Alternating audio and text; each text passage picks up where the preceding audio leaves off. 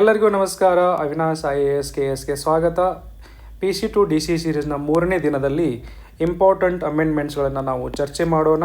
ಸಂವಿಧಾನದ ತಿದ್ದುಪಡಿಗಳು. ನಿಮಗೆಲ್ಲರಿಗೂ ಗೊತ್ತಿರೋ ಹಾಗೆ PC to DC ಸೀರೀಸ್ನಲ್ಲಿ ಎಲ್ಲ ಎಕ್ಸಾಮ್ಗಳಲ್ಲೂ ಬರ್ತಕ್ಕಂಥ ಇಂಪಾರ್ಟೆಂಟ್ ಟಾಪಿಕ್ಗಳನ್ನು ನಾವು ಚರ್ಚೆ ಮಾಡ್ತಾ ಇದ್ದೀವಿ. ಓಕೆ, ಎಲ್ಲ ಎಕ್ಸಾಮ್ಗಳು ಗ್ರೂಪ್ ಸಿ ಇಂದ ಹಿಡ್ಕೊಂಡು IAS ವರೆಗೂ ಕೂಡ ಎಲ್ಲ ಎಕ್ಸಾಮ್ಗಳಲ್ಲಿ ಪ್ರಶ್ನೆಗಳು ಬರ್ತವೆ. So let us start with amendments. Amendment ಅಂದರೆ ಸಂವಿಧಾನ ತಿದ್ದುಪಡಿ ಅಂತಂದರೆ ಏನು ಅಂತಂದರೆ, ಸಂವಿಧಾನ ಒಂದು ಲಿಖಿತ ಸಂವಿಧಾನ ಇದೆ. ಭಾರತದ ಲಿಖಿತ ಸಂವಿಧಾನ ನಮ್ಮ ಅಗತ್ಯಗಳಿಗೆ ಹೊಂದಾಣಿಕೆ ಆಗುವಂತೆ ಸಂವಿಧಾನವನ್ನು ತಿದ್ದುಪಡಿ ಮಾಡಲಿಕ್ಕೆ ಸಂವಿಧಾನ ಒಂದು ಅವಕಾಶ ಮಾಡಿಕೊಡುತ್ತೆ. ಈ ತಿದ್ದುಪಡಿ ಮಾಡಲಿಕ್ಕೆ ನಮ್ಮ ಸಂವಿಧಾನದ ಭಾಗ 20ರಲ್ಲಿ ವಿಧಿ 368 ಏನು ಮಾಡುತ್ತೆ ಅಂದರೆ ಸಂಸತ್ತಿಗೆ ಅಧಿಕಾರವನ್ನು ಕೊಡುತ್ತೆ. ಸಂಸತ್ತು ಅಂತಂದರೆ ರಾಜ್ಯಸಭಾ ಮತ್ತು ಲೋಕಸಭೆಯನ್ನು ಒಳಗೊಂಡಂತೆ ಜೊತೆಗೆ ರಾಷ್ಟ್ರಪತಿಗಳನ್ನು ಒಳಗೊಂಡಂಥ ಒಂದು ಸಂಸ್ಥೆ ಸಂಸತ್ತಿಗೆ ಅಧಿಕಾರವನ್ನು ಕೊಡುತ್ತೆ. ಅಂದರೆ ತಿದ್ದುಪಡಿ ಅಂದರೆ ಏನೇನು ಮಾಡಬಹುದು ಅಂತಂದರೆ, ಯಾವುದೇ ಹೊಸದಾದಂಥ ವಿಧಿಯನ್ನು ಸೇರಿಸಬಹುದು ಅಥವಾ ವಿಧಿಯಲ್ಲಿರ್ತಕ್ಕಂಥ ಅಂಶಗಳನ್ನು ಬದಲಾಯಿಸಬಹುದು ಅಥವಾ ವಿಧಿಯಿಂದ ಯಾವುದೇ ವಿಧಿಯನ್ನು ರದ್ದುಗೊಳಿಸಬಹುದು.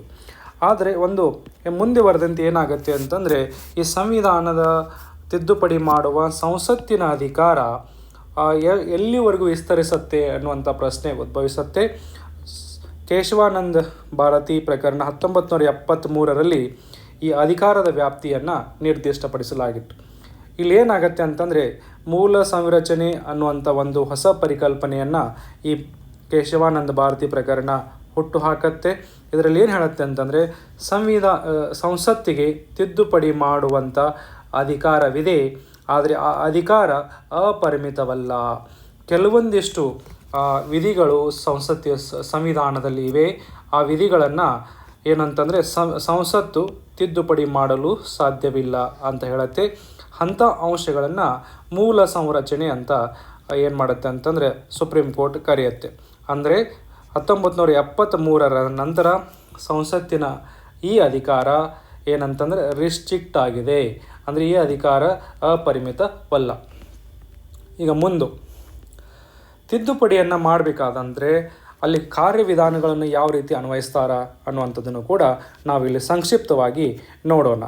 ಸೊ ತಿದ್ದುಪಡಿಗಾಗಿ ಸಂಸತ್ತಿನ 2 ಸದನಗಳಲ್ಲಿ ಏನಂತಂದರೆ ಮಸೂದೆಯನ್ನು ಪ್ರಾರಂಭಿಸಬಹುದು. ಆದರೆ ರಾಜ್ಯ ಶಾಸಕಾಂಗದಲ್ಲಿ ಈ ಮಸೂದೆಯನ್ನು ಏನಂತಂದರೆ ಪ್ರಾರಂಭಿಸಲಿಕ್ಕೆ ಅಥವಾ ಮಂಡನೆ ಮಾಡಲಿಕ್ಕೆ ಅವಕಾಶ ಇಲ್ಲ. ಅದರ ಜೊತೆಗೆ ಮೋಸ್ಟ್ ಇಂಪಾರ್ಟೆಂಟ್ ಆಸ್ಪೆಕ್ಟ್ ಏನು ಅಂತಂತಂದರೆ, ಖಾಸಗಿ ಸದಸ್ಯರು ಮತ್ತು ಸಚಿವರು ಇಬ್ಬರೂ ಕೂಡ ಈ ಮಸೂದೆಯನ್ನು ಸಂಸತ್ತಿನಲ್ಲಿ ಮಂಡನೆ ಮಾಡಬಹುದು. ಖಾಸಗಿ ಸದಸ್ಯರು ಅಂದರೆ ಯಾರು ಅಂತಂದರೆ, ಯಾರು ಕೌನ್ಸಿಲ್ ಆಫ್ ಮಿನಿಸ್ಟರ್ನ ಸದಸ್ಯರ ಅದಾರಲ್ಲ, ಫಾರ್ ಎಕ್ಸಾಂಪಲ್ ಪ್ರೈಮ್ ಮಿನಿಸ್ಟರ್ ಮತ್ತು ಇತರೆ ಸಚಿವರು, ಇವರನ್ನು ಬಿಟ್ಟು ಉಳಿದಂಥ ಎಲ್ಲ MP ಗಳು ಕೂಡ ಏನಾಗ್ತಾರೆ ಅಂತಂದರೆ ಪ್ರೈವೇಟ್ ಮೆಂಬರ್ಸ್ ಅಥವಾ ಖಾಸಗಿ ಸದಸ್ಯರಾಗ್ತಾರೆ, irrespective of the party. For example ಕೇಂದ್ರ ಸರ್ಕಾರದಲ್ಲಿ BJP ನೇತೃತ್ವದ ಸರ್ಕಾರ ಇದೆ. BJP ನೇತೃತ್ವದ ಸರ್ಕಾರದಲ್ಲಿ ಪ್ರೈಮ್ ಮಿನಿಸ್ಟರ್ ನರೇಂದ್ರ ಮೋದಿಯವರ ನೇತೃತ್ವದಲ್ಲಿ ಸಚಿವ ಸಂಪುಟ ಇದೆ. ಆದರೆ BJPಯಲ್ಲಿ ಬಹಳಷ್ಟು MP ಗಳು ಕೂಡ, ಫಾರ್ ಎಕ್ಸಾಂಪಲ್ ಕರ್ನಾಟಕದಲ್ಲಿ ಏನಂತ ಬಹಳಷ್ಟು BJP ಸಂಸದರು ಮಂತ್ರಿಗಳಾಗಿಲ್ಲ. BJP ಸಂಸದರಾಗಿದ್ದರೂ ಕೂಡ ಮಂತ್ರಿ ಆಗಿಲ್ಲ ಅಂತಂದರೆ ಅವರು ಖಾಸಗಿ ಸದಸ್ಯರಾಗಿ ಉಳಿತಾರೆ. ಅಂದರೆ ಯಾರು ಸಚಿವ ಸಂಪುಟದ ಸದಸ್ಯರು ಅವರನ್ನು ಏನು ಕರೀತಾರೆ ಅಂತಂದರೆ ಸಚಿವರು ಅಂತ ಕರಿತೀವಿ. ಉಳಿದವರನ್ನು ಎಲ್ಲ MP ಗಳನ್ನು ಖಾಸಗಿ ಸದಸ್ಯರು ಅಂತ ನಾವು ಕರಿತೀವಿ. ಈ ವ್ಯತ್ಯಾಸ ನಿಮಗೆ ಗೊತ್ತಾಯಿತು ಅಂದ್ಕೊಳ್ಳೋಣ. ಈಗ ಅದರ ಜೊತೆಯಲ್ಲೇ ಮೋಸ್ಟ್ ಇಂಪಾರ್ಟೆಂಟ್ ಏನು ಅಂತಂದರೆ, ರಾಷ್ಟ್ರಪತಿಗಳ ಪೂರ್ವಾನುಮತಿ ಈ ತಿದ್ದುಪಡಿ ಮಸೂದೆಗೆ ಅವಶ್ಯಕತೆ ಇಲ್ಲ. ನೆಕ್ಸ್ಟ್, ಈ ಪ್ರತಿ ಸದನದಲ್ಲಿ ಮಸೂದೆ ಮಂಡನೆ ಆದ ನಂತರದಲ್ಲಿ ಪ್ರತ್ಯೇಕವಾಗಿ ವಿಶೇಷ ಬಹುಮತದಿಂದ ಅಂಗೀಕರಿಸಬೇಕಾಗ್ತದೆ. ಇಲ್ಲಂದರೆ 3 ರೀತಿಯಲ್ಲಿ ನಾವು ಏನು ಅಂತಂದರೆ ಸಂವಿಧಾನವನ್ನು ತಿದ್ದಬಹುದು. ಆ 3 ರೀತಿಗಳನ್ನ ನಾನು ಮುಂದಗಡೆ ಚರ್ಚೆ ಮಾಡ್ತೀನಿ. ಓಕೆ, ಈ ವಿಶೇಷ ಬಹುಮತ ಅಂತಕ್ಕಂಥದ್ದು ಏನಂತಂದರೆ, ಎಲ್ಲ ಸದಸ್ಯರಲ್ಲಿ 50ಕ್ಕಿಂತ ಹೆಚ್ಚು ಇರಬೇಕು, ಹಾಜರಾಗಿದ್ದು ಮತ್ತು ಮತ ಚಲಾಯಿಸರಲ್ಲಿ 3ಕ್ಕಿಂತ ಹೆಚ್ಚು ಸದಸ್ಯರು ಅಂಗೀಕಾರ ಮಾಡಬೇಕಾಗತ್ತೆ. ಈ ಸಂವಿಧಾನ ತಿದ್ದುಪಡಿಗೆ ಸಂಬಂಧಪಟ್ಟಂತೆ ಜಂಟಿ ಅಧಿವೇಶನದ ನಿಬಂಧನೆ ಇಲ್ಲ. ಅಂದರೆ 2 ಸದನಗಳು ಪ್ರತ್ಯೇಕವಾಗಿ ಏನು ಅಂತಂದರೆ ಇದನ್ನು ಅಂಗೀಕಾರ ಮಾಡಬೇಕಾಗತ್ತೆ. ಅದರ ಜೊತೆಯಲ್ಲಿ ಫೆಡರಲ್ ಅಥವಾ ಒಕ್ಕೂಟಕ್ಕೆ ಸಂಬಂಧಪಟ್ಟಂಥ ಅಂಶಗಳನ್ನು ತಿದ್ದುಪಡಿ ಮಾಡಬೇಕಂತಂದರೆ ಅರ್ಧದಷ್ಟು ರಾಜ್ಯಗಳು ಅದಕ್ಕೆ ಮಸೂದೆಯನ್ನು ಅನುಮೋದಿಸಬೇಕಾಗತ್ತೆ. ಇದನ್ನು ಅಂಗೀಕರಿಸಿದ ನಂತರವಾಗಿ ರಾಷ್ಟ್ರಪತಿಗಳಿಗೆ ಸಲ್ಲಿಕೆ ಮಾಡಲಾಗತ್ತೆ. ರಾಷ್ಟ್ರಪತಿಗಳು ಕಡ್ಡಾಯವಾಗಿ ತಮ್ಮ ಒಪ್ಪಿಗೆಯನ್ನು ನೀಡಬೇಕಾಗ್ತದೆ. ಈ ಕಡ್ಡಾಯ ಅನ್ನುವಂಥದ್ದು ಏನು ಪದ ಇದೆಯಲ್ಲ, ಇದನ್ನು 24ನೇ ತಿದ್ದುಪಡಿ 1971ರಲ್ಲಿ ಆ್ಯಡ್ ಮಾಡಲಾಯಿತು. ಅದಕ್ಕಿಂತ ಪೂರ್ವದಲ್ಲಿ ರಾಷ್ಟ್ರಪತಿಗಳಿಗೆ ಈ ತಿದ್ದುಪಡಿ ಮಸೂದೆ ಹೋದಂಥ ಸಂದರ್ಭದಲ್ಲಿ ಅವರು ಕಡ್ಡಾಯವಾಗಿ ಒಪ್ಪಿಗೆ ಕೊಡಬೇಕು ಅನ್ನುವಂಥ ನಿಬಂಧನೆ ಇರಲಿಲ್ಲ. ಈ 24ನೇ ಸಂವಿಧಾನ ತಿದ್ದುಪಡಿ ಕಾಯ್ದೆ ಇದನ್ನು ಕಡ್ಡಾಯಗೊಳಿಸುತ್ತೆ. ನಾವು ಆಲ್ರೆಡಿ ಹೇಳಿದ ಹಾಗೆ ಸಂವಿಧಾನದಲ್ಲಿ 3 ರೀತಿಯಾಗಿ ನಾವು ಸಂವಿಧಾನವನ್ನು ತಿದ್ದುಪಡಿ ಮಾಡಬಹುದು. ಒಂದನೇ ರೀತಿ ಸರಳ ಬಹುಮತದಿಂದ ತಿದ್ದುಪಡಿ, ಎರಡನೇದು ವಿಶೇಷ ಬಹುಮತದಿಂದ ತಿದ್ದುಪಡಿ, ಮೂರನೇದು ವಿಶೇಷ ಬಹುಮತ ಮತ್ತು ರಾಜ್ಯದ ಅರ್ಧದಷ್ಟು ರಾಜ್ಯ ಶಾಸಕಾಂಗಗಳ ಅನುಮೋದನೆ. ಓಕೆ, ಸೊ ಸರಳ ಬಹುಮತದಲ್ಲಿ ಸಂಬಂಧಪಟ್ಟಂತೆ ಸ್ವಲ್ಪ ನೋಡೋಣ. ನಾವು ಸಂಸತ್ತಿನ ಸರಳ ಬಹುಮತದಿಂದ ಹೊಸ ರಾಜ್ಯಗಳ ಪ್ರವೇಶ, ಸ್ಥಾಪನೆ ಇವೆಲ್ಲವುಗಳನ್ನು ನಾವು ಸರಳ ಬಹುಮತದಿಂದ ತಿದ್ದುಪಡಿ ಮಾಡ್ಬೋದಾಗಿದೆ. ಆದರೆ ನೋಡಿ, ಇಲ್ಲಿ ಸಂಸತ್ತಿನಲ್ಲಿ ರಾಜ್ಯ ವಿಧಾನ ಪರಿಷತ್ಗಳನ್ನ ರದ್ದತಿ ಮಾಡತಕ್ಕಂಥ ನಿರ್ಣಯನೂ ಕೂಡ ಸರಳ ಬಹುಮತದಿಂದ ಪಾಸ್ ಮಾಡ್ಬೋದು. ಅಂದರೆ ರಾಜ್ಯ ವಿಧಾನ ಪರಿಷತ್ತನ್ನು ರಚನೆ ಮಾಡುವಂಥದ್ದಾಗಲಿ ರದ್ದುಪಡಿಸ್ತಕ್ಕಂಥದ್ದಾಗಲಿ ಸಂಸತ್ತಿಗೇ ನಿರ್ಧಾರ ಮಾಡುತ್ತೆ. ಅಂಥದ್ದನ್ನು ಸರಳ ಬಹುಮತದಿಂದ ಏನು ಅಂತಂದರೆ ಅಂಗೀಕಾರ ಮಾಡಬಹುದು. ಆದರೆ ಈ ಸರಳ ಬಹುಮತದಿಂದ ಅಂಗೀಕಾರ ಮಾಡ್ತಕ್ಕಂಥದ್ದನ್ನು ಈ ತಿದ್ದುಪಡಿಯನ್ನು ವಿಧಿ 368ರ ಅಡಿಯಲ್ಲಿಯ ತಿದ್ದುಪಡಿ ಅಂತ ಕರೆಯಂಗಿಲ್ಲ. ಹೌದಾ? ಸರಳ ಬಹುಮತದಿಂದ 368ರ ಅಡಿಯಲ್ಲಿನ ತಿದ್ದುಪಡಿ ಅಂತ ಕರೆಯೋದಿಲ್ಲ ಅಲ್ಲ. ಓಕೆ, ನೆಕ್ಸ್ಟ್ ಇನ್ನು ಎರಡನೇ ರೀತಿಯಾದಂಥದ್ದು ವಿಶೇಷ ಬಹುಮತದಿಂದಂಥದ್ದು ಏನಿದೆ, ವಿಧಿ 368ರ ಪ್ರಕಾರ ವಿಶೇಷ ಬಹುಮತದಿಂದ ತಿದ್ದುಪಡಿ. ಇಲ್ಲಿ ಏನಾಗುತ್ತೆ ಅಂತಂತಂದರೆ ಸದನದ ಒಟ್ಟು ಬಲದ ಸ್ಟ್ರೆಂತ್ ಆಫ್ ದಿ ಹೌಸ್ ಅಂತ ಅನ್ನುವಂಥ ಪದವನ್ನು ಉಪಯೋಗ ಮಾಡ್ತಾರೆ. ಸ್ಟ್ರೆಂತ್ ಆಫ್ ದಿ ಹೌಸ್, ಸದನದ ಒಟ್ಟು ಬಲದ 50% ಇರಬೇಕಾಗತ್ತೆ. ಅದರ ಜೊತೆಗೆ ಅವತ್ತಿನ ದಿನ ಮತ ಚಲಾವಣೆ ಆಗ್ತಕ್ಕಂಥ ದಿನ ಎಷ್ಟು ಜನ ಹಾಜರಿರ್ತಾರೆ ಅವರಲ್ಲಿ 1/2-3 ಜನ ಅದನ್ನು ಏನಂತಂದರೆ ಮತ ಹಾಕಿ ಅಂಗೀಕಾರ ಮಾಡಬೇಕಾಗತ್ತೆ. ಓಕೆ, ಸೊ ಇಲ್ಲಿ ಈ ವಿಶೇಷ ಬಹುಮತದಿಂದ ತಿದ್ದುಪಡಿ ಮಾಡ್ತಕ್ಕಂಥ ಏನು ವ್ಯವಸ್ಥೆ ಇದೆ ಇದು ಬಹುತೇಕ ಸಂವಿಧಾನದ ಅಂಶಗಳನ್ನು ತಿದ್ದುಪಡಿ ಮಾಡಲಿಕ್ಕೆ ಅವಕಾಶ ಬೀರುತ್ತೆ. ಆದರೆ ಒಂದು ಎಕ್ಸೆಪ್ಷನ್ ಏನು ಅಂತಂದರೆ ಒಕ್ಕೂಟದ ವ್ಯವಸ್ಥೆಯ ಮೇಲೆ, ಫೆಡ್ರಲ್ ಸ್ಟ್ರಕ್ಚರ್ ಮೇಲೆ ಪರಿಣಾಮ ಬೀರ್ತಕ್ಕಂಥ ಅಂಶಗಳನ್ನು ಅಥವಾ ವಿಧಿಗಳನ್ನು ಈ ತಿದ್ದುಪಡಿಯ ಮುಖಾಂತರ ಮಾಡಲಿಕ್ಕೆ ಸಾಧ್ಯ ಇಲ್ಲ. ಅದಕ್ಕೇನು ಮಾಡಬೇಕಾಗತ್ತೆ ಅಂತಂದರೆ ಒಕ್ಕೂಟ ವ್ಯವಸ್ಥೆ ಅಥವಾ ಫೆಡ್ರಲ್ ರಚನೆಗೆ ಸಂಬಂಧಪಟ್ಟಂತೆ ಬಂದಂಥ ಅಂಶಗಳನ್ನ ತಿದ್ದಬೇಕಂತಂದರೆ ನಾವು ರಾಜ್ಯಗಳ 50% ರಾಜ್ಯಗಳ ಅನುಮೋದನೆ ಬೇಕಾಗತ್ತೆ.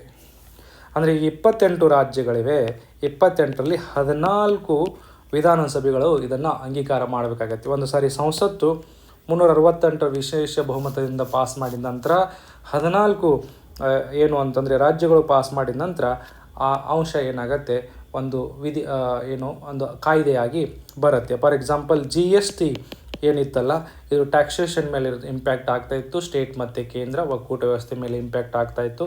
ಈ ತಿದ್ದುಪಡಿಯನ್ನು ಜಾರಿಗೆ ತರ್ತಕ್ಕಂಥ ಸಂದರ್ಭದಲ್ಲಿ ಕೇಂದ್ರ ಸರ್ಕಾರ ಮತ್ತು 14 ರಾಜ್ಯಗಳು ಅನುಮೋದನೆ ಮಾಡಿದ ನಂತರ ಇದೇನಾಗುತ್ತೆ ಅಂತ ರಾಷ್ಟ್ರಪತಿಗಳ ಹತ್ತಿರ ಹೋಯಿತು. ರಾಷ್ಟ್ರಪತಿಗಳು ಅದಕ್ಕೆ ಅಂಕಿತವನ್ನು ಹಾಕಿದರು. ಅದಾದ ನಂತರ ಅದು ಒಂದು ಕಾಯ್ದೆಯಾಗಿ ಮುಂದುವರಿಯಿತು. ಆದರೆ ರಾಜ್ಯಗಳು ಯಾವಾಗ ಅಂಗೀಕರಣ ಮಾಡಬೇಕು ಅನ್ನೋದಕ್ಕೆ ಯಾವುದೇ ರೀತಿಯಾದಂಥ ಸಮಯದ ಮಿತಿ ಇಲ್ಲ.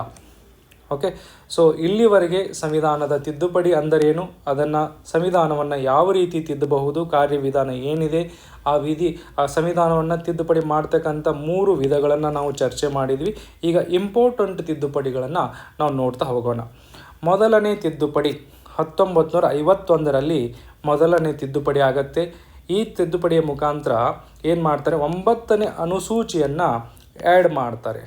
9th ಶೆಡ್ಯೂಲ್ ಅಂತ ಏನು ಕರಿತೀವಿ, 9ನೇ ಅನುಸೂಚಿಯನ್ನು ಆ್ಯಡ್ ಮಾಡಿ. ಅಂದರೆ ಮೂಲ ಸಂವಿಧಾನದಲ್ಲಿ ಎಷ್ಟು ಅನುಸೂಚಿಗಳಿದ್ದು, 8 ಶೆಡ್ಯೂಲ್ಸ್ಗಳು ಅಥವಾ 8 ಅನುಸೂಚಿಗಳು ಮೂಲ ಸಂವಿಧಾನದಲ್ಲಿ ಇದ್ದು 1951ರಲ್ಲಿ ಮೊದಲನೇದು ಆ್ಯಡ್ ಮಾಡ್ತಾರೆ. ಅದರ ಉದ್ದೇಶ ಏನಾಗಿತ್ತು ಅಂದರೆ ಭೂ ಸುಧಾರಣೆಗಳನ್ನು ಜಾರಿ ತರುವುದಾಗಿತ್ತು. ಭೂ ಸುಧಾರಣೆಗೆ ಸಂಬಂಧಪಟ್ಟಂಥ ಕಾಯ್ದೆಗಳನ್ನು 9ನೇ ಅನುಸೂಚಿಯಲ್ಲಿ ಇಟ್ಟರೆ ನ್ಯಾಯಾಂಗ ವಿಮರ್ಶೆಯನ್ನು ಮಾಡಲಿಕ್ಕೆ ಏನಂತಂದರೆ ಅವಕಾಶ ಇಲ್ಲ ಅಂತ ಹೇಳುವಂಥದ್ದು ಈ 9ನೇ ಅನುಸೂಚಿಯಾಗಿದೆ. ನೆಕ್ಸ್ಟು ಅದು ನೆಕ್ಸ್ಟ್ ಇಂಪಾರ್ಟೆಂಟ್ ತಿದ್ದುಪಡಿ 7ನೇ ಸಂವಿಧಾನ ತಿದ್ದುಪಡಿ. ಈ ತಿದ್ದುಪಡಿಯಲ್ಲಿ ಏನಾಗುತ್ತೆ ಅಂತಂದರೆ ಭಾಷೆಯ ಆಧಾರದ ಮೇಲೆ ರಾಜ್ಯಗಳನ್ನು ಪುನರ್ವಿಂಗಡಣೆ ಮಾಡಲಾಗತ್ತೆ. ಓಕೆ, 1956 ನಿಮ್ಗೆ ಗೊತ್ತಿರೋ ಹಾಗೆ ರಾಜ್ಯ ಪುನರ್ವಿಂಗಡಣಾ ಕಾಯ್ದೆ 1956 ಕೂಡ ಇದೆ, ಹೌದಾ. ಆದರೆ ಅದರ ಜೊತೆಗೆ ಸಂವಿಧಾನದಲ್ಲಿ ಕೂಡ ಭಾಳಷ್ಟು ಚೇಂಜಸ್ಗಳನ್ನು ಮಾಡಬೇಕಾಯಿತು. ಆ ಕಾರಣಕ್ಕಾಗಿ 7ನೇ ತಿದ್ದುಪಡಿ ಬಹಳಷ್ಟು ಇಂಪಾರ್ಟೆಂಟ್ ಆಗುತ್ತೆ. ಇಲ್ಲಿ ಏನಾಯಿತು ಇಂಪಾರ್ಟೆಂಟ್ ಆಸ್ಪೆಕ್ಟನ್ನು ನೋಡಿ. ಓಕೆ, ಈ ತಿದ್ದುಪಡಿಯನ್ನು ಮಾಡಿ ಏನು ಮಾಡ್ತಾರೆ, 14 ರಾಜ್ಯಗಳು 6 ಕೇಂದ್ರಾಡಳಿತ ಪ್ರದೇಶಗಳನ್ನು ರಚನೆ ಮಾಡಲಾಯಿತು.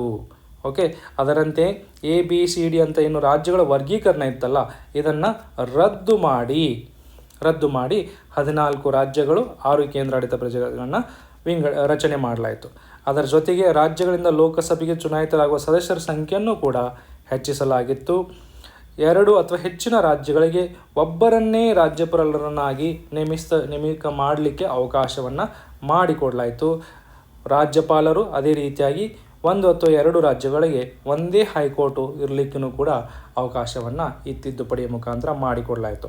ಇಲ್ಲಿ ಬಹಳಷ್ಟು ಇಂಪಾರ್ಟೆಂಟ್ ಆಸ್ಪೆಕ್ಟ್ಸ್ ಏನಂತಂದರೆ, ಈ ರಾಜ್ಯಗಳಿಗೆ ಪುನರ್ವಿಂಗಡಿಗೆ ಸಂಬಂಧಪಟ್ಟಂತೆ ಓಕೆ ABCD ಅಂತಕ್ಕಂಥ ವರ್ಗೀಕರಣವನ್ನು ರದ್ದುಪಡಿಸಿದ್ದು, ಆಮೇಲೆ ಒಬ್ಬರೇ ರಾಜ್ಯಪಾಲರನ್ನು 2 ಅಥವಾ ಹೆಚ್ಚು ರಾಜ್ಯಗಳಿಗೆ ನೇಮಕ ಮಾಡಲಿಕ್ಕೆ ಅವಕಾಶ ಮಾಡಿಕೊಟ್ಟಿದ್ದು, ಅದರ ಜೊತೆಗೆ ಒಂದೇ ಹೈಕೋರ್ಟ್ 1 ಅಥವಾ ಹೆಚ್ಚು 2 ರಾಜ್ಯಗಳಿಗೆ ಒಂದೇ ಹೈಕೋರ್ಟ್ ಇರಲಿಕ್ಕೂ ಅವಕಾಶ ಮಾಡಿಕೊಂಡದ್ದು.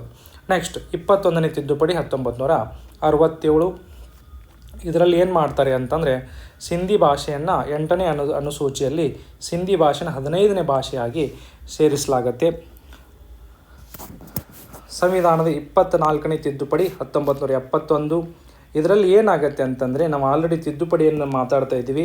ಇಲ್ಲಿ ಒಂದು ಸಂಸತ್ತಿಗೆ ಹೆಚ್ಚಿನ ಅಧಿಕಾರವನ್ನು ಕೊಡಲಾಗುತ್ತೆ. ಸಂವಿಧಾನದ ಯಾವ ಭಾಗವನ್ನಾದರೂ ತಿದ್ದುಪಡಿ ಮಾಡುವ ಅಧಿಕಾರ ಸಂಸತ್ತಿಗೆ ನೀಡಲಾಯಿತು. ಸಂಸತ್ತಿನ ಅಧಿಕಾರವನ್ನು ವಿಸ್ತರಣೆ ಮಾಡಲಾಯಿತು. ಮಾನ್ಯ ರಾಷ್ಟ್ರಪತಿಯವರ ಸಂವಿಧಾನ ತಿದ್ದುಪಡಿ ಬದಿಗೆ ಒಪ್ಪಿಗೆ ನೀಡುವುದನ್ನು ಕಡ್ಡಾಯಗೊಳಿಸಲಾಯಿತು. ನಾನು ಆಲ್ರೆಡಿ ಮೆನ್ಷನ್ ಮಾಡಿದ್ದೀನಿ. ಓಕೆ, ನೆಕ್ಸ್ಟ್ 26ನೇ ತಿದ್ದುಪಡಿ 1971. ಇಲ್ಲಿ ಏನು ಮಾಡಿದರು ಅಂತಂದರೆ, ಹಿಂದಿನ ಆಳ್ವಿಕೆಗಾರ ರಾಜಧನ, ಸೌಕರ್ಯ ಮತ್ತು ಹಕ್ಕು ಬಾಧ್ಯತೆಗಳನ್ನು ರದ್ದುಗೊಳಿಸಲಾಯಿತು. 36ನೇ ತಿದ್ದುಪಡಿ 1975. ಇದರಲ್ಲಿ ಏನು ಮಾಡ್ತಾರೆ, ಸಿಕ್ಕಿಮನ್ನು ಭಾರತದ ಒಕ್ಕೂಟದ ಪೂರ್ಣ ಪ್ರಮಾಣದ ರಾಜ್ಯವನ್ನಾಗಿ ಮಾಡಲಾಗತ್ತೆ. ನೆಕ್ಸ್ಟ್ ಮೋಸ್ಟ್ ಇಂಪಾರ್ಟೆಂಟ್, ಎಲ್ಲನೂ ಕೂಡ ಎಕ್ಸಾಮಲ್ಲಿ ಬಂದಿದೆ, ಮುಂದೆನೂ ಕೂಡ ಎಕ್ಸಾಮಲ್ಲಿ ಬರುತ್ತೆ. ಅದೇ ರೀತಿಯಾಗಿ 42ನೇ ತಿದ್ದುಪಡಿ. ಈ ಸಂವಿಧಾನ 42ನೇ ತಿದ್ದುಪಡಿಯನ್ನು ಒಂದು ರೀತಿ ಕಿರು ಸಂವಿಧಾನ ಅಂತ ಕರೆದರು. ಅಷ್ಟೊಂದು ಚೇಂಜಸ್ಗಳನ್ನು ನಮ್ಮ ಸಂವಿಧಾನದಲ್ಲಿ 1976ರಲ್ಲಿ ನಡೆದಂಥ 42ನೇ ತಿದ್ದುಪಡಿ ಕಾಯ್ದೆ ಮಾಡಿತು. ಅದರಲ್ಲಿ ಇಂಪಾರ್ಟೆಂಟ್ ಅತ್ಯಂತ ದೊಡ್ಡ ತಿದ್ದುಪಡಿ ಅಂತಲೂ ಕೂಡ ಇದನ್ನು ಕರೀತಾರೆ. ಕಿರು ಸಂವಿಧಾನ ಅಂತಲೂ ಈ ತಿದ್ದುಪಡಿಯನ್ನು ಕರೀತಾರೆ. ನಿಮಗೆಲ್ಲರಿಗೂ ಗೊತ್ತಿರೋ ಹಾಗೆ ಸಂವಿಧಾನದ ಪೀಠಿಕೆಗೆ ಸಮಾಜವಾದಿ, ಜಾತ್ಯತೀತ, ಸಮಗ್ರತೆ ಎಂಬಂಥ ಪದಗಳನ್ನು ಸೇರಿಸಲಾಗತ್ತೆ. ಬಹಳ ಇಂಪಾರ್ಟೆಂಟ್ ಆಸ್ಪೆಕ್ಟು, ಮೂಲಭೂತ ಕರ್ತವ್ಯಗಳನ್ನು ಹೊಸದಾಗಿ ಈ ತಿದ್ದುಪಡಿಯ ಮೂಲಕ ಸೇರಿಸಲಾಗತ್ತೆ. ಇನ್ನು 44ನೇ ತಿದ್ದುಪಡಿ 1978. ಇದರಲ್ಲಿ ನೋಡಿ 78ರಲ್ಲಿ ಏನಾಗುತ್ತೆ ಅಂದರೆ, ತುರ್ತು ಪರಿಸ್ಥಿತಿ ದುರ್ಬಳಕೆಯನ್ನು ತಡೆಯಲಿಕ್ಕೆ ಹಲವಾರು ತಿದ್ದುಪಡಿಗಳನ್ನ ತರಲಾಯಿತು. ಇದರಲ್ಲಿ ಏನಾಗುತ್ತೆ ನೋಡಿ, ಆಸ್ತಿ ಹಕ್ಕನ್ನು ಮೂಲಭೂತ ಹಕ್ಕುಗಳ ಪಟ್ಟಿಯಿಂದ ತೆಗೆದುಹಾಕಿ ಕಾನೂನುಬದ್ಧ ಹಕ್ಕಾಗಿ ಆರ್ಟಿಕಲ್ 300A ಅನ್ನು ಸೇರಿಸಲಾಯಿತು. ಅಂದರೆ 19(1)F ಅನ್ನು ತೆಗೆದುಹಾಕಲಾಯಿತು. ವಿಧಿ 31 ತೆಗೆದುಹಾಕಲಾಯಿತು. ಇವೇನಂತಂದರೆ ಫಂಡಮೆಂಟಲ್ ರೈಟ್ಸಲ್ಲಿದ್ದು, ಇದನ್ನು ತೆಗೆದುಹಾಕಿ ಏನು ಮಾಡ್ತಾರೆ, 3(5) ಈ 44ನೇ ತಿದ್ದುಪಡಿ 1978ರಲ್ಲಿ ಮಾಡ್ತಾರೆ. ಇನ್ನು 74ನೇ ತಿದ್ದುಪಡಿ 1974ನೇ ತಿದ್ದುಪಡಿ. ಅದೇ ರೀತಿಯಾಗಿ 73ನೇ ತಿದ್ದುಪಡಿ ಪಂಚಾಯತ್ಗಳಿಗೆ ಸಂಬಂಧಪಟ್ಟಿದೆ. 74ನೇ ತಿದ್ದುಪಡಿ ನಗರ ಪಾಲಿಕೆಗಳಿಗೆ ಸಂಬಂಧಪಟ್ಟಿದೆ. 73ನೇ ತಿದ್ದುಪಡಿ 11ನೇ ಅನುಸೂಚಿಯನ್ನು ಆ್ಯಡ್ ಮಾಡುತ್ತೆ. 10ನೇ ತಿದ್ದುಪಡಿ 74ನೇ ತಿದ್ದುಪಡಿ 12ನೇ ಅನುಸೂಚಿಯನ್ನು ಆ್ಯಡ್ ಮಾಡುತ್ತೆ.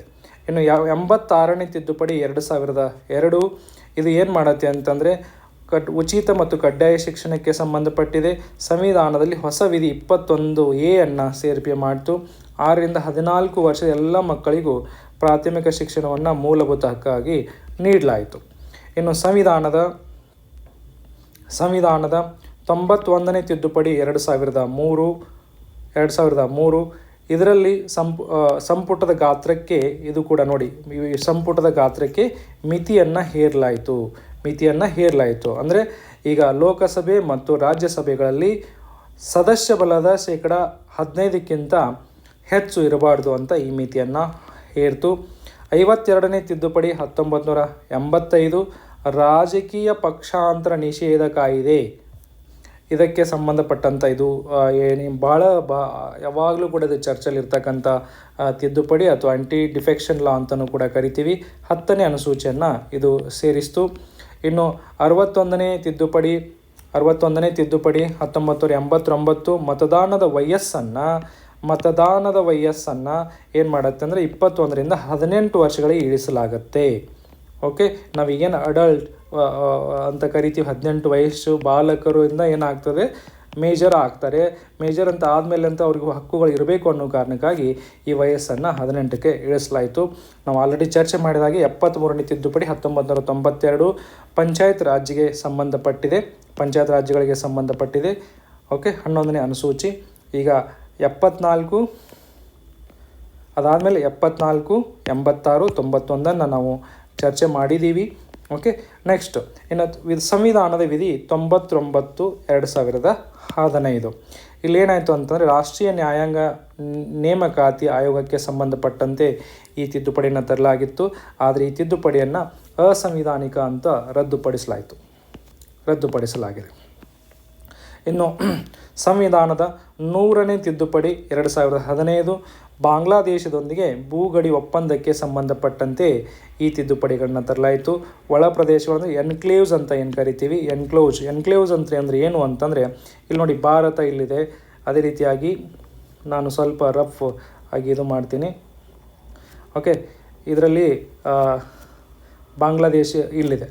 ಓಕೆ, ಸೊ ಇಲ್ಲಿ ಭಾರತದಲ್ಲಿ ಎನ್ಕ್ಲೇವ್ಸ್ ಅಂತಂದರೆ ಭಾರತದಲ್ಲಿ ಬಾಂಗ್ಲಾದೇಶದ ಪ್ರದೇಶ ಇಲ್ಲಿ ಇರ್ತಿತ್ತು. ಹಾಗೆ ಈ ಭಾರತದ ಪ್ರದೇಶಗಳು ಬಾಂಗ್ಲಾದೇಶದಲ್ಲಿ ಇರ್ತಾಯಿದ್ದು, ಅದು ಕನೆಕ್ಟಿಂಗ್ ಏನೂ ಇರ್ತಾಯಿಲ್ಲ. ಅಂದರೆ ಎನ್ಕ್ಲೇವ್ಸ್ ಅಂತಾರೆ, ಇದಕ್ಕೆ ಎನ್ಕ್ಲೇವ್ಸ್ ಅಂತ ಇರ್ತಾರೆ. ಸೊ ಇವುಗಳನ್ನು ಏನಂತಂದರೆ ಒಂದು ರೀತಿಯಾಗಿ ಬಗೆಹರಿಸ್ಕೊಳ್ಳಿಕ್ಕೆ ಭಾರತದೊಂದಿಗೆ ಮರ್ಜ್ ಆಗೋದು, ಅಲ್ಲಿ ಆಮೇಲೆ ಬಾಂಗ್ಲಾದೇಶ ಇರ್ತಕ್ಕಂಥ ಪ್ರದೇಶಗಳು ಬಾಂಗ್ಲಾದೇಶದಲ್ಲಿ ಮರ್ಜ್ ಆದವು. ಸೊ ಅದನ್ನು ಎನ್ಕ್ಲೇವ್ಸ್ಗಳು ಅಂತ, ಭೂಗಡಿ ಒಪ್ಪಂದ ಅಂತ ಕರೀತಾರೆ. ಇನ್ನು ಸಂವಿಧಾನದ 101ನೇ ತಿದ್ದುಪಡಿ ನಾನು ಆಲ್ರೆಡಿ ಚರ್ಚೆ ಮಾಡಿದಾಗೆ ಸರಕು ಸೇವಾ ತೆರಿಗೆಗೆ ಸಂಬಂಧಪಟ್ಟಂಥ ಇದೊಂದು ತಿದ್ದುಪಡಿ ಆಗಿತ್ತು. ಇದು ಫೆಡರಲ್ ಸ್ಟ್ರಕ್ಚರ್ಗೆ ಸಂಬಂಧಪಟ್ಟಂಥ ತಿದ್ದುಪಡಿ ಆಗಿತ್ತು. ಇದರಲ್ಲಿ ಕೇಂದ್ರ ಸರ್ಕಾರ ಅಥವಾ ಸಂಸತ್ತು ಇದನ್ನು ಪಾಸ್ ಮಾಡಿದಂಥ, ಅಂಗೀಕಾರ ಮಾಡಿದ ನಂತರ ಏನಂತೆ 50% ಆಫ್ ದ ಸ್ಟೇಟ್ ಇದನ್ನು ಅನುಮೋದನೆ ಮಾಡಿದವೆ. ಅದಾದಮೇಲೆ ಇದು ತಿದ್ದುಪಡಿ ಜಾರಿಗೆ ಬಂದಿತ್ತು. ಇನ್ನು 102ನೇ ತಿದ್ದುಪಡಿ 2018 ರಾಷ್ಟ್ರೀಯ ಹಿಂದುಳಿದ ವರ್ಗಗಳಿಗೆ ಸಂವಿಧಾನಿಕ ಸ್ಥಾನಮಾನವನ್ನು ನೀಡಿತು. ಅದರ ಜೊತೆಗೆ ಹೊಸದಾಗಿ 338B ಅನ್ನುವಂಥ ಹೊಸ ವಿಧಿಯನ್ನು ಇದು ಸೇರಿಸಿತು. ಇನ್ನು 103ನೇ ತಿದ್ದುಪಡಿ 2019 ಇದರಲ್ಲಿ ಏನು ಮಾಡುತ್ತೆ ಅಂದರೆ EWS ಆರ್ಥಿಕವಾಗಿ ಹಿಂದುಳಿದವರಿಗೆ ಶಿಕ್ಷಣ ಮತ್ತು ಉದ್ಯೋಗದಲ್ಲಿ 10% ಮೀಸಲಾತಿಯನ್ನು ಇದು ಒದಗಿಸಿತು. ಇದು ಸಂಸತ್ತಿನಲ್ಲಿ ಇದು ಪಾಸ್ ಮಾಡಿದ ನಂತರ ಮೊದಲ ಬಾರಿಗೆ ಈ ತಿದ್ದುಪಡಿಯನ್ನು ಅಳವಡಿಸಿಕೊಂಡಂಥ ರಾಜ್ಯ ಯಾವುದು ಅಂದರೆ ಗುಜರಾತ್ ರಾಜ್ಯ ಆಗಿತ್ತು. ಸಂವಿಧಾನದ 104ನೇ ತಿದ್ದುಪಡಿ ಯಾವುದಕ್ಕೆ ಸಂಬಂಧಪಟ್ಟಿದೆ? 104ನೇ ತಿದ್ದುಪಡಿ ಲೋಕಸಭೆ ಮತ್ತು ವಿಧಾನಸಭೆಗಳಲ್ಲಿ ಪರಿಶಿಷ್ಟ ಜಾತಿ, ಪರಿಶಿಷ್ಟ ಪಂಗಡಿಗೆ ನೀಡಿರುವ ಮೀಸಲಾತಿಯನ್ನು 2030ರವರೆಗೆ ವಿಸ್ತರಣೆ ಮಾಡಲಾಯಿತು. ಅದರ ಜೊತೆಯಲ್ಲಿ ಸಂವಿಧಾನದ 331ನೇ ವಿಧಿ, 333ನೇ ವಿಧಿ, 331ನೇ ವಿಧಿ ಲೋಕಸಭೆಗೆ ಸಂಬಂಧಪಟ್ಟಿದೆ. 333ನೇ ವಿಧಿ ವಿಧಾನಸಭೆಗೆ ಸಂಬಂಧಪಟ್ಟಿದೆ. ಯಾವುದಕ್ಕೆ ಸಂಬಂಧಪಟ್ಟಿದೆ? ಆಂಗ್ಲೋ ಇಂಡಿಯನ್ನರಿಗೆ ನಾಮನಿರ್ದೇಶನದ ಮೂಲಕ ಮೀಸಲಾತಿ ಏನಿತ್ತಲ್ಲ ಅದನ್ನು ಏನು ಮಾಡಾಕತ್ತೆ, ರದ್ದುಗೊಳಿಸಲಾಯಿತು. ಈ ತಿದ್ದುಪಡಿಯಲ್ಲಿ 2 ಕೆಲಸ ಆಗ್ತವೆ. ಒಂದು, SC/STಗಳಿಗೆ 2030ರವರೆಗೆ ವಿಧಾನಸಭೆ ಮತ್ತು ಲೋಕಸಭೆಯಲ್ಲಿ ಮೀಸಲಾತಿಯನ್ನು ವಿಸ್ತರಣೆ ಮಾಡಲಾಗತ್ತೆ. ಇನ್ನು ಆಂಗ್ಲೋ ಇಂಡಿಯನ್ಸ್ಗೆ ಇದ್ದಂಥ ಏನು ಮೀಸಲಾತಿ ಇತ್ತು ಅದನ್ನು ರದ್ದುಗೊಳಿಸಲಾಗತ್ತೆ. ಇನ್ನು 105ನೇ ತಿದ್ದುಪಡಿ 2021 ಇತರೆ OBCಗಳಿಗೆ ಗುರುತಿಸಿ ಆಯಾ ರಾಜ್ಯಗಳ ಹಿಂದುಳಿದ ವರ್ಗಗಳ ಪಟ್ಟಿಗೆ ಸೇರಿಸುವ ಅಧಿಕಾರವನ್ನು ರಾಜ್ಯ ಸರ್ಕಾರಗಳಿಗೆ ಮರುಸ್ಥಾಪಿಸಲಾಯಿತು. 105/2021. ಇನ್ನು 2006 ಸಂವಿಧಾನ ತಿದ್ದುಪಡಿ 2023 ನಾರಿ ಶಕ್ತಿ ವಂದನ್ ಅಧಿನಿಯಮ. ಇದರಲ್ಲಿ ಏನಾಗುತ್ತೆ, ಲೋಕಸಭೆ ಮತ್ತು ವಿಧಾನಸಭೆಗಳಲ್ಲಿ ಮಹಿಳೆಯರಿಗೆ 33% ಮೀಸಲಾತಿಯನ್ನು ಕಲ್ಪಿಸಲಾಯಿತು. ಈ ತಿದ್ದುಪಡಿಯ ಇನ್ನೊಂದು ಮಹತ್ವ ಏನು ಅಂತಂದರೆ, ನಮ್ಮ ಏನು ಹೊಸ ಸಂಸತ್ ಭವನ ಏನಾಗಿದೆ ಅದರಲ್ಲಿ ನಡೆದಂಥ ವಿಶೇಷ ಅಧಿವೇಶನದಲ್ಲಿ ಅನುಮೋದನೆಗೊಂಡಂಥ ಮೊದಲ ಮಸೂದೆ ಇದಾಗಿದೆ. ಓಕೆ, ಈ ಮೀಸಲಾತಿಯನ್ನು ಮುಂಬರುವ ಹೊಸ ಜನಗಣತಿ ಮತ್ತು ಕ್ಷೇತ್ರಗಳ ಮರು ವಿಂಗಡಣೆಯ ಬಳಿಕ ಜಾರಿಗೆ ಬರುತ್ತೆ. ಇನ್ನು ನಾವು ಆಲ್ರೆಡಿ ಈಗ ಸಾಕಷ್ಟು ಇಂಪಾರ್ಟೆಂಟ್ ಎಕ್ಸಾಮ್ ಓರಿಯೆಂಟೆಡ್ ತಿದ್ದುಪಡಿಗಳನ್ನು ನಾನು ಆಲ್ರೆಡಿ ಚರ್ಚೆ ಮಾಡಿದ್ದೀನಿ. ಅವು ತಿದ್ದುಪಡಿಗಳು ಯಾವ ರೀತಿ ಎಕ್ಸಾಮಲ್ಲಿ ಬಂದಿದ್ದವು ಅನ್ನೋದನ್ನು ಕೂಡ ನಾನು ಒಂದಿಷ್ಟು PYQಗಳ ಮುಖಾಂತರ ನಿಮಗೆ ತಿಳಿಸ್ಪಡಲಿಕ್ಕೆ ಇಷ್ಟಪಡ್ತೇನೆ.